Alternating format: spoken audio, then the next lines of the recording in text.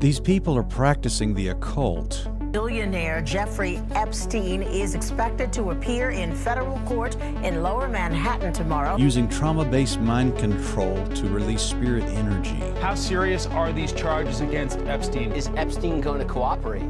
Because back in the day when he signed the non-prosecution agreement, it also protected co-conspirators. The emails say these girls had psychic powers.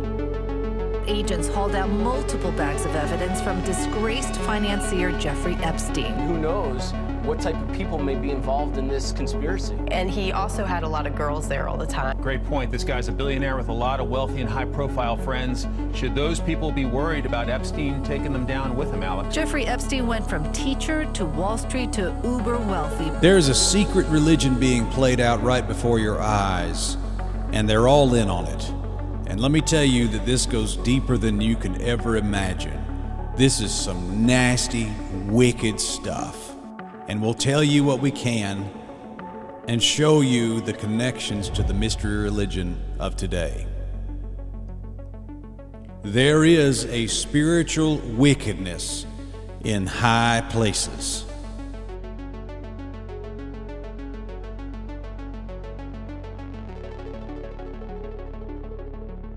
Well, thank you for watching today's episode of Spiritual Wickedness in High Places. My name is Spencer Smith. Thank you for watching, and go ahead and smite your like button on this channel and subscribe to this channel if you are new. This episode is going to be called Girls with Special Abilities. Girls with Special Abilities. And I want to tell you that I kicked up an email in the Epstein files that has blown my mind. And as I printed it out and I kind of went through it and made a lot of notes on it, and each little buzzword I dug into, and there was a couple names in here. I started digging into these guys, and this email has sent me down a rabbit trail that is literally insane. And I'm going to show you what is in this, what it's talking about, try to break it down for you, and show you that Epstein was trying to fund this type of stuff. Now, from the things that we are looking at right now and the evidence that we have and the things we've talked about so far in this series, there's no doubt, okay, Epstein was more than just a Mossad double agent or a CIA agent running a honeypot organization or anything like that, okay? He was more than just a creep. This man was an occultist. He was a practitioner of mystery religion, and he was a transhumanist. And these things are completely evident as we go through these emails and look through all this information. So I have 6 points here, 6 points that I want to try to talk about, and I want to explain and break down this email to you the best that I can. This email is a little confusing in the way that it's formatted and presented here, but I want to isolate a couple sections of it and hand it to you and give it to you so you can understand it. Now, basically, this email is kind of presented to us backwards, and what it is that this is an email that somebody named Gino Yu sends to Jeffrey Epstein. And this email basically is a manifesto of sorts from a young lady who claims that she's neurodivergent and that she does a lot of drugs and that, you know, she says she's off the charts smart. And he sends this to her, and Epstein says, well, what is this referring to? And then we're going to jump in right there, and this is where the email starts. And so, and it talks about Asperger and neurodivergent. But Gino Yu goes to beyond saying that this girl has Asperger's to talking about a certain girl that he is working with that actually has special abilities. And even I would even interpret that in a context of who Gino Yu is as occult special abilities. Let me start right here. I'm going to highlight this section here for you so you can follow along and read what I'm reading. That's what I'm going to highlight there for you. I'm going to read this to you. Gino Yu writes Jeffrey Epstein and says, "I'm in Paris and was about to write you and it popped up. She is classic stage 3 in the model. Outlier who is intelligent, traumatized when she was young," and it talks about a certain type of abuse that she had there, "and now gradually coming into her own and becoming self-realized." Do you catch that phrase right there? Self-realized. That is a buzz term for some sort of spirit consciousness awakening, a kundalini awakening of sorts, someone who has developed psychic abilities. That is what that is referring to. And he says, can share our text interactions with her permission. And notice right here, this is what he says, starting to develop special abilities. This girl has become self-realized, and she has been activated spiritually, and she is now developing special abilities. Jeffrey Epstein was funding men to do work to understand and harness psychic superpowers from girls. And we'll explain to you what that means here in just a little bit more. Now, he says, this trip we found a lot of stories like this, though she is more on the extreme side given her biographical history, have been working with many such people with the model with good success. Incidentally, she is based in New York City, can be set up a meeting if you have interest. I'm in London with a group that leverages Iboga and spiritual traditions from Gabon to offer this, and it goes on and gives you a big paragraph there. I'll explain to you what that is. Now, you have to understand that this sounds like a sci-fi film. And no doubt it is, for my Christian audience, people would read this and say, what in the world? That's just the dumbest thing I've ever heard. And you might roll your eyes and you might think this is silly. You might think that this is just a bunch of woo-woo stuff. But I'm showing you real emails from real people with a lot of money and are science-based people who travel internationally. And this is their life. If I could maybe put it to you this way, it's almost like they're just mad scientists that are out there that are trying to break the limits of human existence, who are trying to create a superhuman race. We talked about that in our last video, which is what Jeffrey Epstein was trying to fund. And there are people out there who are trying to study consciousness and psychic powers and magnetic forces and ESP and that type of stuff, so that man can evolve to a higher plane of existence and to a higher form. If I could use maybe a really silly illustration, like I think that the idea like a Pokemon going from level 1, level 2, level 3, there are scientists out there who believe that humanity is at level 1. We are at the most base, primal form of ourselves. They may think that, okay, we went from the Neanderthal to the modern-day human that we are now. What does the next step in human evolution and human consciousness look like? This is Helena Blavatsky with her 7 root race theories, and how that we're getting ready to go into an age of Aquarius, and how that we're getting ready to take the next step of human evolution and human consciousness through a grand awakening throughout all of the world. And so these people are very real. I know my Christian audience thinks that this is crazy. And it is. It really is. It is so unbiblical. It really is. It's damnable heresy is what it is. But don't you mistake for a moment that there are literally millions of people out here who are in on this and who are practicing this. And Jeffrey Epstein seems to be one of the men who was trying to fund this, no doubt.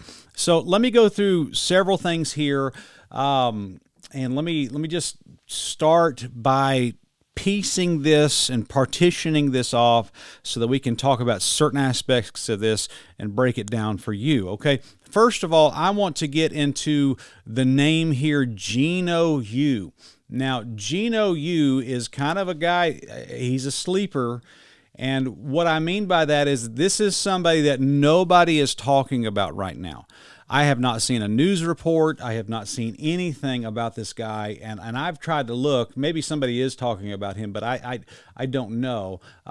Gino Yu, when I looked him up, this is the guy that I pulled up, and he is on Twitter. He doesn't have a big following there, but I want you to notice that as we'll go through this, I want you to notice the phrase consciousness. That is an occult buzz term. And this is the guy, he says, my name is Gino Yu. I live here in Hong Kong. I'm self-employed at the School of Design of Hong Kong Polytechnic University and served as an associate professor. And my site offers information about my work and calendar, upcoming engagements. For those for a more personal perspective, I've included some information about my personal background. He's also a contributor at the Huffington Post. You go here to, you kind of go through some of the things that he's teaching. Just basic stuff here. You'll see that he did a video on a channel called Closer to Truth. Can the mind heal the body? Well, that's Eastern mysticism. That's the occult. That is New Thought. That is exactly what the New Apostolic Reformation teaches. Another thing here is, what is enlightenment? That's another term for somebody becoming self-realized, or somebody who has had their Kundalini awakening. And then he also goes right here, what is non-duality? All the breadcrumbs are pointing us to this man being an occultist. And so, no question. All right, now let me show you this on his public Twitter X page, some of the things that he is promoting. Now, I'm going to show you this right here. For some reason, there's this real this was made in 2020, this tweet. I don't know if he's even tweeting anymore. Is he even tweeting anymore? Yeah, he tweeted, let's see, 2024 is when he stopped tweeting. So this account has gone dark. I sent him a message, but I'm not looking to get a response. But he put a link to a website called satyanhinduja.com. I hope I said that right. And this website is about, if you notice here, that there are terms, there's buzz terms like the alchemic sonic environment. It seems that this is an artist named Satya, and that this person creates music, alchemic electronica. Now, alchemic is an abbreviated term for alchemy. Alchemy, don't you believe for just 1 second that it was medieval chemistry. That's not what it was. Basically, you had men that were like these professor types, these wizard types, kind of like Merlin from Sword in the Stone. If you remember that old little Disney animated movie, you had these wizards with these pointy hats and long beards that were sitting in these dungeons and in these basements in the medieval times, and they would write all their work out, and on paper, what it looks like they're trying to do is, it looks like that they're trying to transmute iron to gold, and they are trying to go through a process of like a 7-step process of add this chemical and turn it to this, and then you turn it to sulfur, and then you turn it to the phosphorus, and then you add this, and the next thing, the stage 4 or stage 7, whichever tradition that they were following, would turn this iron into gold. Well, that is not what that was. These men were not trying to turn iron into gold. These men were actually trying to isolate ether energy, which what they called the fifth element, or the philosopher's stone, or the great work of alchemy, which was what the philosopher's stone was. The magnum opus is another term for it. And they were trying to say that basically in every little thing, my pen, my microphone, the desk here, everything has a fifth element to it. Instead of earth, water, fire, and water, there's a fifth element called ether. And they believed that this ether energy was in all things, kind of like an animism type thing or a panentheism type situation. And they believed that if we could find some way to take basic elements and extract the ether energy from all of these basic elements, and then bottle that ether energy, and then drink that ether energy, or use that ether energy in some sort of other experiments, apply the ether energy to our mortal souls, then we can become immortal, and we can live forever. If you remember, like the fountain of youth, that's what they were looking for. The conquistadors were coming over to the Western world and landed in Florida, and were trying to look for the fountain of youth. If you remember, there was the Indiana Jones, I believe it was the Raiders of the Lost Ark, if I remember that correctly.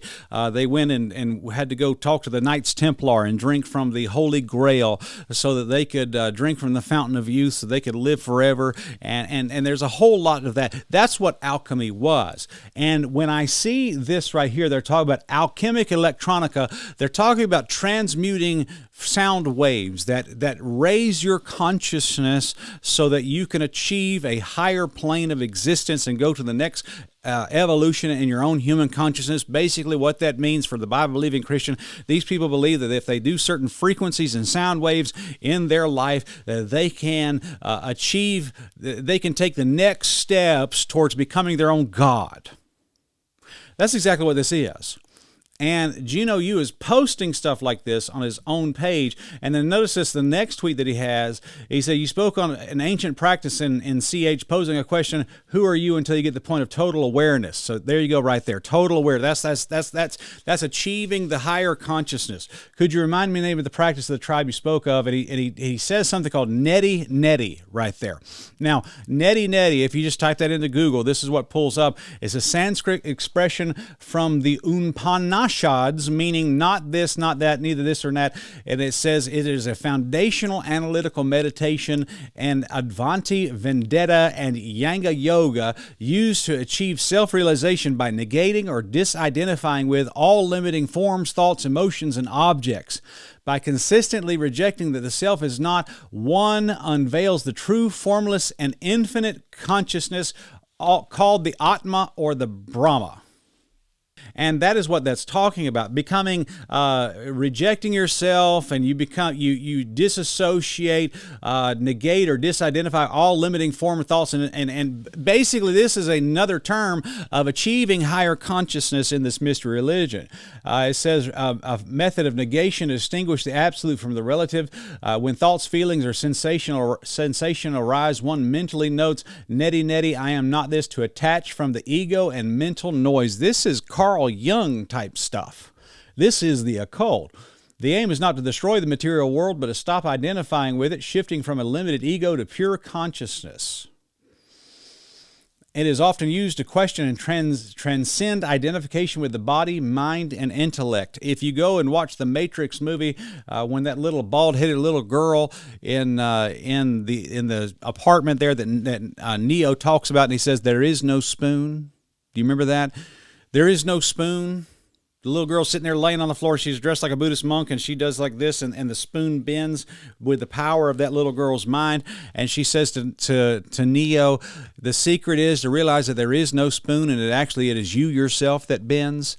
This is, in a sense, a derivative of this same mystery religion cult right here. Now, this Gino Yu man, I'm going to pull up right here. This is off HongKongCampusFrance.org.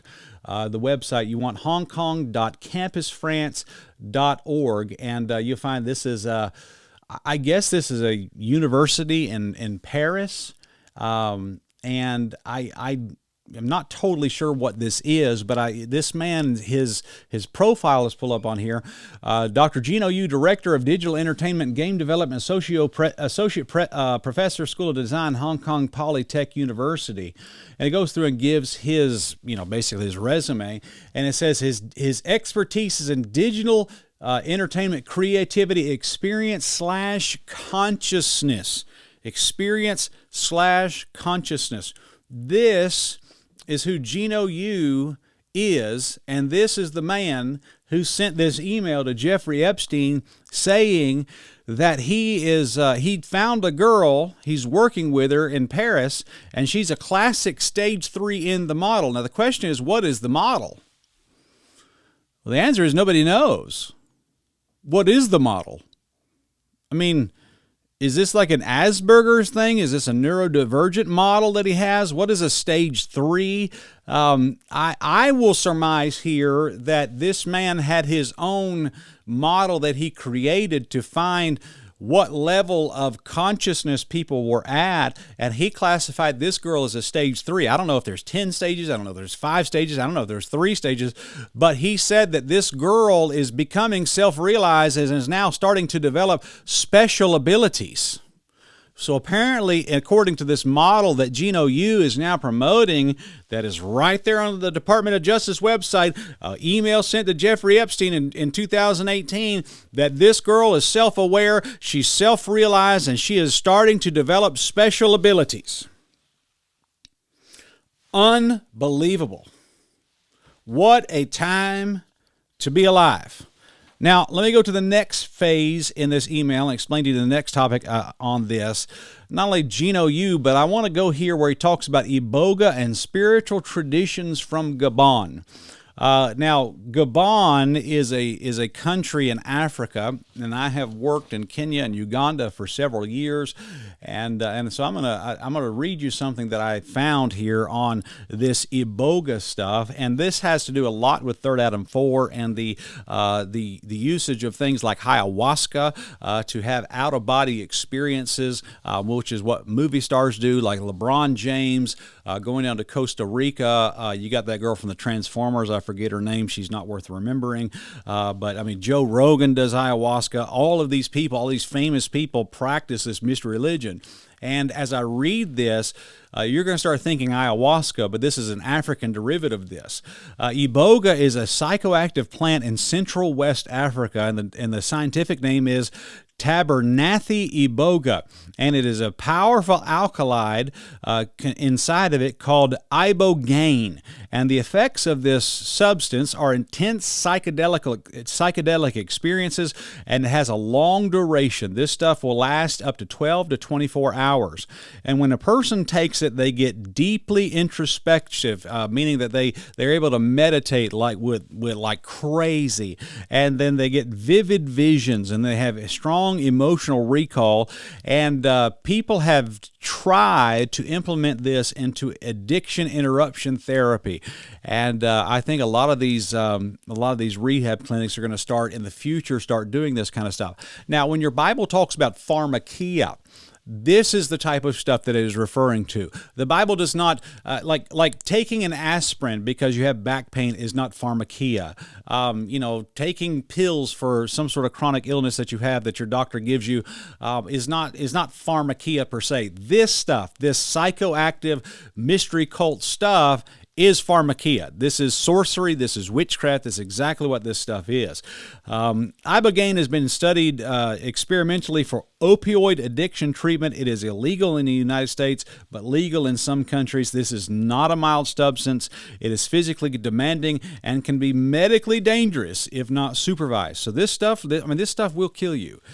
So this is what they do. Now, the Iboga, this is used in a religion in Gabon primarily. I think it's used in other places too, but it's basically localized to Central West Africa. And there's a religion called Bwiti, B-W-I-T-I. And it is a religion there in Gabon, and basically it's a syncretic spiritual religion. And what they do is they have ancestor worship, animism, and initiation rites, and they use Iboga in ceremonial initiations, but they also do it to seek visions and contact with the spiritual realm, and also to do things like spiritual revelation. Now, a great example of this is in the movie Black Panther. Y'all remember where T'Challa becomes the king of Wakanda, and then they put him through some ritual. I think, if I remember correctly, they like put all this smoke over him, and they do a dance around him, and then they literally bury the man in the dirt. And right before they do that, they take some sort of substance from a flower and they make him drink it, and then he has an out-of-body experience, an astral projection. He goes into another plane of existence, and he meets with the higher masters, the ascended masters of Wakanda, which are the kings that came before him, and they teach him how to be a king, and they impart to him spiritual wisdom. Well, that is exactly what the Bwiti religion does. And this is practice in the world. I mean, Marvel and these Hollywood writers are not coming up with something new. They're not that smart. They're just rehashing things and glamorizing things that are already being done in the world. This stuff, the Bwiti religion uses this substance for spiritual initiation, contacting their ancestors, and they use it to receive spiritual insight. And so when Mr. Gino references a group that leverages Iboga and spiritual traditions from Gabon, he is referring to a group of people in West Central Africa who are basically doing drugs and astral projecting. And that is in the context of talking about a girl who's developed psychic powers. I put my hat on the table here because I knew I was going to need it for this thing. But this is real. People are actually talking about this stuff. Okay, so I just had to say that. Now, let me go to this next part. This is nuts. Gino Yu says, in London, I met with a group that leverages Iboga and spiritual traditions from Gabon to offer this. Let me read this paragraph here about alternate paradigms. And apparently this group, Alternate Paradigms, they seem like they're a corporate group. Let me just read this to you. Alternate Paradigm supports companies in their desire to be the best they can be. Using enhanced energetic and psychic readings, the AP team can map an entire company using only its name, deliver a detailed diagnostic of the company's well-being, and identify practical, energetic, structural, and psycho-emotional blockages, preventing it from operating at its optimal capacity. This work is done unobtrusively, without employee interviews, meetings, or time-consuming disruption, in collaboration with CEOs. With advanced spiritual technology, I'm going to highlight that for you. Advanced spiritual technology. Oh my. Alternate Paradigms can then implement solutions on both collective and individual levels, adjusting and recalibrating the company's culture, structure, tools, processes, optimizing human resources, roles, collaboration, and communication to align all to a common goal, direction, mission, and energy. Alternate Paradigms is the answer for companies that seek transformation and optimization of company culture, processes, or human resources through ethical approach and conscious growth. There's another term right there, conscious growth. Allowing themselves to develop seamlessly into a new entity with a meaningful purpose, into a new entity. That is your Kundalini awakening and stuff right there. Now, there's a couple things I want to point out here that I've got marked on my sheet. So just stuff I want to point out to you that is said here that ought to be New Age buzz terms for the average Christian. When you hear this stuff, your antennas ought to be, your if I could say, your Christian spider senses ought to be going off, okay? When it says right here, using enhanced energetic and psychic readings, meaning that we can literally send psychics into your company, and we can sense the energy and the frequencies and the vibrations that are going on in your company, and we can adjust your company accordingly by doing things, what it says right here, practical, energetic, structural, and notice this, psycho-emotional blockages. Psycho-emotional blockages. Now, have you ever heard of acupuncture before? Acupuncture is where like these people will like lay down on a massage chair. It's an Eastern Oriental medicine practice. And what they believe is that they believe that there's like your body has chi energy going through it. And that's like the life force of the universe, okay? It's called the Akash, the chi, the prana, the kundalini. It just depends on where you are in the Eastern Orient, what it's called. But they believe that that you're like, for example, like let's just say my shoulder hurts, okay? They believe that your shoulder hurts because you're not, somewhere along the way, there's like this energy that's supposed to be going into your body and through your body at all times. It just floats around all in there, and it's what gives you life. Well, somehow, like the highway or the medium by which that chi energy gets to your shoulder is somehow blocked. Like, if you think like, a cholesterol or like, like you're going to have a heart attack, your arteries are blocked. Well, they believe like your chi channels are blocked, and that by sticking a needle into those little channels, those little openings, those little avenues by which chi energy gets to, if we could just stick a needle in there and just let you relax and let that needle kind of break up that blockage, then we can get more chi energy going through there, and your shoulder won't hurt anymore. Like your back hurts because you don't get enough chi energy, or your mind hurts, or something. I mean, they even do it. They do it for fertility. They do it for all kinds of stuff. And that's Eastern Oriental medicine. what is being said here is like very similar to that there's psycho-emotional blockages preventing your company from operating at its optimal capacity, meaning we can send somebody in here and we can unblock all these things that are happening and get the spirit energy going through your company again, and then we can result in conscious growth for your company, and so that it can seamlessly develop into a new entity right there.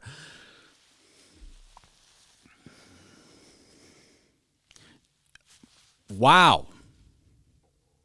Like, this is real.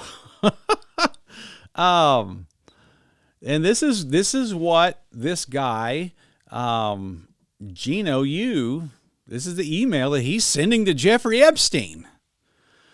This is New Age. This is Eastern mysticism. This is the occult being practiced right in front of your face. So, that being said, let me go to the next phase. He says, I'm gonna read this right here. Interesting new models. We'll come up with a big plan with Peter Fenwick and Robert Sheldrake. Could also use the remainder of the 100K funds that you've offered me a while back. And so you see there that Jeffrey Epstein has offered to fund this man, and actually did fund this man, and is asking for the rest of the funding for that. Getting really good results, but second-person modalities definitely required. Oh, my goodness. And so basically, Peter Fenwick and Robert Sheldrake were like contemporaries of his who got into consciousness, and one of them was like studying consciousness of people that had heart attacks and after-death experiences and near-death experiences, stuff like that. But really, they're significant, but in the scope of this video, I'm not really going to deal with them. But here's one guy I want to jump into is a guy named Kevin O'Regan. And Gino Yu says that he was meeting with Kevin O'Regan for lunch, and I looked into this guy. I'm going to just show you the stuff that I'm seeing on him. This man frightens me. Not only just, if you just want to just take a look at the guy, he's kind of goofy looking, but this is a website that has some information on him. It says he's an emeritus director of research at the Neuroscience and Cognition Center in Paris, France. And basically what he's saying is he studies consciousness, and he gets into all types of things right here. But if you go look at the Wikipedia page about who J. Kevin O'Regan is, you will realize that this man, of course, tried to study what consciousness was. But let me just read to you this. Let me read you this paragraph. His current work, I'll just start at the beginning. After studying theoretical physics at the University of Sussex and the University of Cambridge, O'Regan moved to Paris in 1975 to work in experimental psychology at the Centre National, these French words. Following his PhD on eye movements and regarding, he showed the existence of an optimal position for the eye to fixate in images and words. His interest in the problem of the perceived stability of the visual world led him to question established notions of the nature of visual perception and discover with collaborators the phenomenon of change blindness. Notice his last paragraph right here. His current work, described in his book, Why Red Doesn't Sound Like a Bell, Explaining the Feel of Consciousness, involves exploring the empirical consequences of the new sensory motor approach to vision and sensation in general. He is particularly interested in the problem of the nature of phenomenal consciousness, which he addresses experimentally in relation to sensory substitution and theoretical in relation to color perception. Notice this right here. He's studying something called phenomenal consciousness, which is basically like philosophers and scientists understand that we are living beings and that we are living creatures, but like what makes your heart beat? What makes your mind think? Okay, we know that neurons move through the brain, and we know that there's neurosignals that tell my heart to beat without even thinking, and we know that like involuntarily I'm breathing and in and out, and all that. And we know that man has a man has a free will. Man, I can decide what I want to eat for lunch. Okay, like philosophers and scientists try to study what exactly is consciousness. I'll show you what that is in a moment. But he's trying to create consciousness, which is the alchemical homunculus. He's trying to create consciousness, create life. The creature is trying to become his own creator in this. This is a derivative of the occult, man becoming his own God. They're trying to create consciousness and understand consciousness. So notice this right here. He is interested in applying his work to robotics. Let me translate that for you in layman's terms. Kevin O'Regan is trying to study and understand consciousness on a scientific level so that he can create it and he can place it inside of a robot. I'm going to say that again because I want you to catch that. Kevin O'Regan is a man who lives in France, who is a accomplished academic guy. He is trying to study something called phenomenal consciousness. And he's spending his life work trying to study this stuff and understand it so that he can apply this consciousness to robots. Basically what he's doing, he's trying to understand what consciousness is so that he can capture it, so he can recreate it, so that he can put consciousness inside of a robot.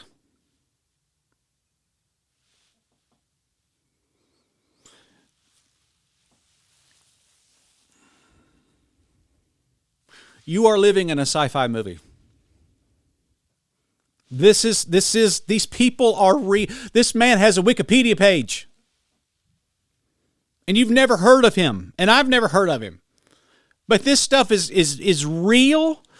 This is what Jeffrey Epstein was into. These people exist, and these people run the world. They're very real. And it's mind-blowing. This is like unbelievable.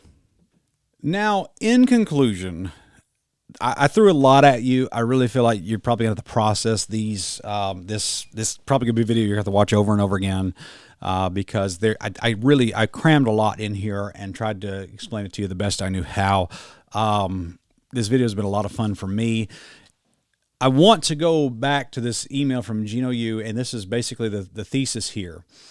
This paragraph right here alarms me greatly, and it brings up 3 points to me, and I'll give you two main things, and then we'll end this video.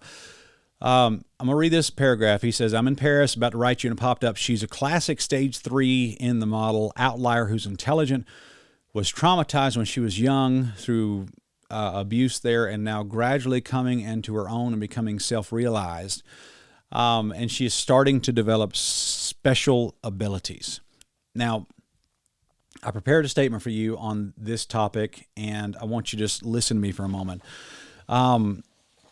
This appears to me to be a classic case. The things that he seems to be saying in this email seem to indicate that Gino or some people around this whole deal are involved in something called trauma-based mind control.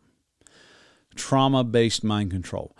Trauma-based mind control is it's a deliberate system, and some people call this a conspiracy theory. It's a deliberate system developed by intelligence agencies and elite networks, and the idea is that that severe psychological trauma, especially in early childhood, fractures the person into disassociated compartments.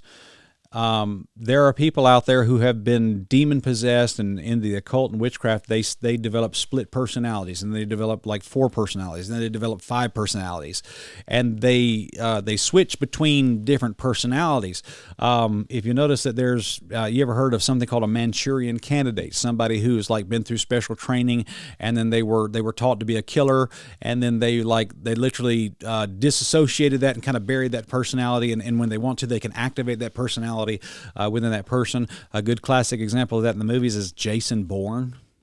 Y'all ever seen? I mean, there's what was it? Matt Damon was the actor, and all that. So you got this guy named Jason Bourne who doesn't know who he is. He thinks he's somebody else, but then all of a sudden he gets in a fist fight. And he can like literally murder a man with his bare hands. He doesn't know why that he knows the things that he knows. He just knows them. He knows how to fight. He knows espionage. He knows, he knows tactical strategies. He has like phenomenal fighting skills, but he doesn't know why. That's what trauma-based mind control is.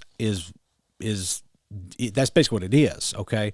And they have these compartments that can be conditioned separately through hypnosis, repetition, drugs, and triggers. And according to this view, early projects like MK Ultra were early glimpses of a much larger classified effort to refine personality splitting and programmable behavior. And the idea is that there's certain public figures, there's operatives, there's influencers that may be a product of such conditioning. What is her name right now? Ariana Grande? Is she the one? Let's see here. I'm going to type here. Yeah, she's the one right now. She's involved with that Wicked movie that's coming out. And she, like, I don't know if you guys have noticed, but like this girl looks like a skeleton right now. She is like anorexic looking. She's and she has made very troubling public statements like they erased my memory. She's saying, it's like she has said stuff like that. Go look that up if you want to go down a rabbit trail there. That's not for this video, but that's the idea that trauma-based mind control is the idea of compartmentalizing the mind and putting certain personalities in certain aspects of the brain, and then burying them, but then awakening them back up when you want to. Manchurian Candidate's a good example of that. And it's the idea that public figures, operatives, influencers may be a part of such conditioning, and they're capable of functioning normally while remaining responsive to hidden cues embedded during formative trauma. So basically the idea that we can control people through trauma, and that somehow another thing too is that there's also a lot of teaching out there, and the New Age hints at this, and there's a lot of talk around this, but there's also the idea that trauma can be used to awaken powers within a person.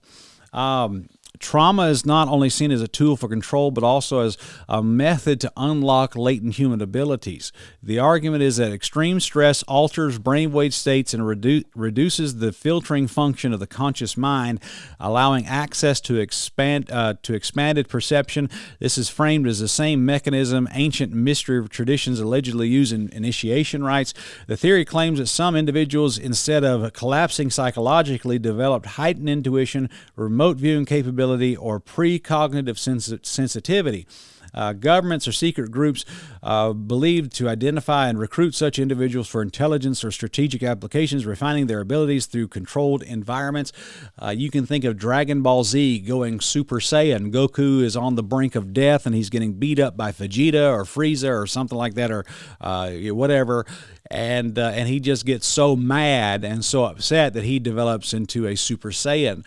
I think even on in anime, the Attack on Titan, there's these people that are going out and fighting these Titans, and then one of them gets eaten by a Titan, becomes so enraged and so traumatized inside the belly of a Titan that he ends up growing into a Titan himself.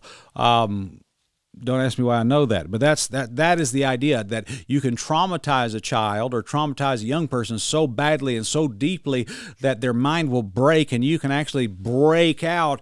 Like there's these hidden deep powers inside of them and these brain waves inside of them that if you traumatize them so badly and you hurt them so badly that they can actually explode, and their brain can go into a super heightened state of frequency, and they can actually read people's minds. They can move things with their hands. That's the idea.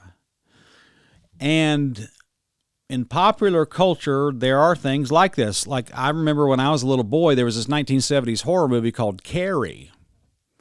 Yeah, I remember that. Like the idea was that like there was this kind of, I guess, ugly girl named Carrie, and finally somebody invited her to the prom, and then she went to the prom, and like as a joke, if I remember the story correctly, as a joke, the high schoolers of the prom elected her as prom queen and got her up there in front of everybody, and then and she they like they made fun of her, and it wounded her so much, it humiliated her so much that she got so angry that the whole building caught on fire and everybody inside of it died because of the anger of this girl. That's the idea. Okay, there's another story out there, and I told you before, Stranger Things is a great example of this. There's a little girl in the story called 11, and she gains powers after institutional experiments done on her, very similar to Project Montauk. And by the way, the Demogorgon is kind of like, an example of the Montauk Monster.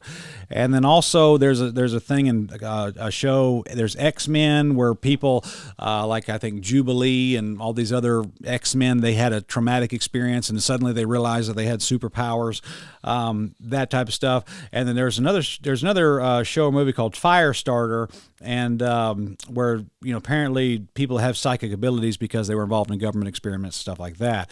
And so that's basically the idea, that trauma is what causes young people, young ladies especially, to develop or to awaken to some form of superpowers. That is in the occult, that's in popular culture, that is stuff that has been talked about. There's been experiments done on this type of stuff. The New Age teaches all this. Aleister Crowley taught stuff like this. And this is what seems to be spoken about here in the Epstein files. Gino Yu told Jeffrey Epstein, I have the ability to work with people who have been traumatized emotionally and even what it says here, sexually. And because of this deep trauma, they've developed these superpowers, these special abilities, these psychic consciousness abilities. And he's saying here, I need the rest of that funding so I can keep doing my research because you got me started. This is the Epstein files. And if you don't believe that you're living in some dystopian future, well, you are. I wish I had not read this, because now I'm going to be labeled. I'm so done. Everybody's going to think I'm crazy now, but I showed you the receipts and I showed you where I got all that. I showed you the logic of this and the connection of this, and that these people are very real. So someone told me the other day, said your channel's all conspiracy. No, well, if research like that is conspiracy, I don't know what you call it. I mean, I just showed you what these people are into. God bless you, friend. Well, if this information has helped you and been a blessing, please consider subscribing to this channel. We have several more videos like this that we're going to do. And don't forget to smite your like button. We appreciate you guys very much, and we love you. And thank you so very much for being a friend to me and friend of this channel. And may God bless you, and you guys have a wonderful day. God bless you.